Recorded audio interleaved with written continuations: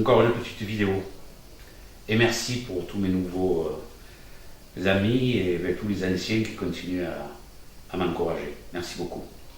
Aujourd'hui, je vais parler d'un problème qui est récurrent pour beaucoup de personnes. Souvent inconsciemment, on ne s'en aperçoit pas ou un peu tard. Je vous parle d'une histoire vécue. On s'en aperçoit très tard. Mais il y a une grande partie de notre vie où on a envie d'être aimé par tout le monde. Voilà. C'est comme ça, nos attitudes font qu'on est toujours là à essayer d'exister à travers des actions qui vont dans le sens des gens, d'être serviable, d'être... Et ça, c'est pas gratuit, quoi. On ne le fait pas que parce qu'on est comme ça, on le fait parce qu'on a besoin d'être aimé par tout le monde. C'est notre problème. Il suffit que dans une pièce, sur 30 personnes, il y en ait une qui ne puisse pas vous voir, ça vous prend la tête. Donc, c'est pourquoi elle ne m'aime pas. Qu'est-ce que j'y ai fait? Des fois, il suffit de rien faire pour pas être apprécié par quelqu'un, on ne sait pas. Il y a d'autres paramètres de communication qu'on ne maîtrise pas et qui donnent ce genre de sentiment.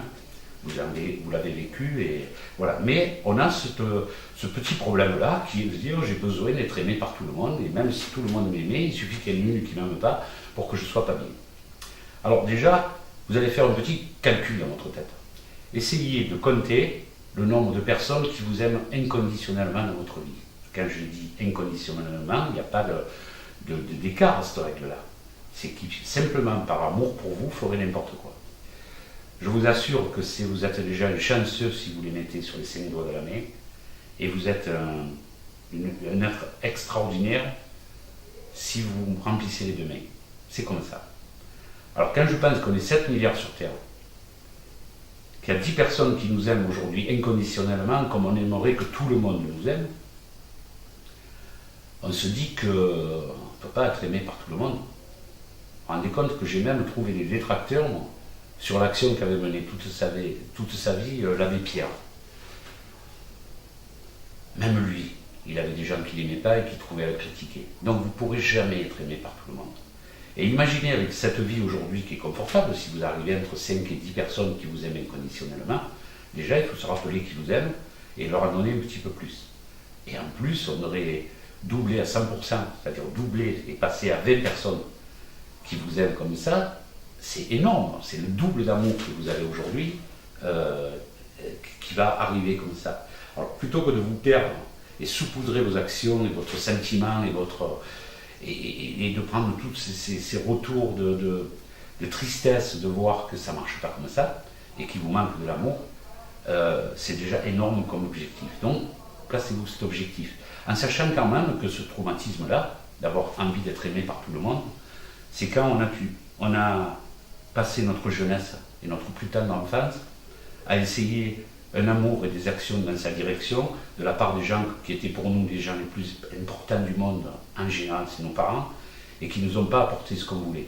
Parce qu'ils ne savaient pas, parce qu'eux aussi avaient leurs problèmes, parce que c'est comme ça, quoi. Il y a des gens qui sont aimants pour leurs enfants, qui donnent tout, et puis il y en a qui n'ont pas bien saisi le rôle que pouvaient avoir des parents vis-à-vis de leurs enfants, et ils frappent à côté. Et quand vous avez ce sentiment que vos parents, qui eux, d'une manière naturelle, vous devrez vous aimer inconditionnellement et pour tout, et que ça ne s'est pas passé comme ça, mais vous allez chercher tout le reste de votre vie à vous faire aimer par tout le monde en essayant de trouver ça. Mais vous ne le trouverez jamais, parce que tout le monde, même ces 7 milliards qui existent, ce n'est pas vos parents et ça ne le sera jamais. Vos parents pourront peut-être un jour faire un mea culpa et revenir vers vous, mais c'est très rare, parce que s'ils l'ont fait, ils ne l'ont pas fait exprès. Ils l'ont fait parce que dans leur logique, dans leur fabrication, dans leur traumatisme, ils ne pouvaient pas donner plus que ce qu'ils avaient. Et peut-être qu'eux aussi, ils avaient reçu tellement peu qu'ils ne pouvaient pas le partager, quoi. Donc déjà, pardonner tout ça, et se dire qu'aujourd'hui, ne pas être aimé par la terre entière, c'est pas tellement important. On perd beaucoup d'énergie pour rien. Donc pensez à ce que vous aimez déjà, essayez de penser à ceux qui aimeraient bien vous aimer, mais que vous n'avez pas, que vous négligez parce que vous voulez trop en donner à tout le monde, et vous verrez, tout va changer. Vous allez vous retrouver dans une plénitude de bonheur, et c'est ce que je vous souhaite, et c'est pour ça que j'ai fait cette petite vidéo. Donc j'espère que je vous apportera un petit peu de réflexion en vous disant tout compte fait, effectivement on ne peut pas se retrouver aimé par tout le monde, et puis ce serait une lourde charge, ça ne voudrait rien dire. Alors pensez à tout ça, quoi.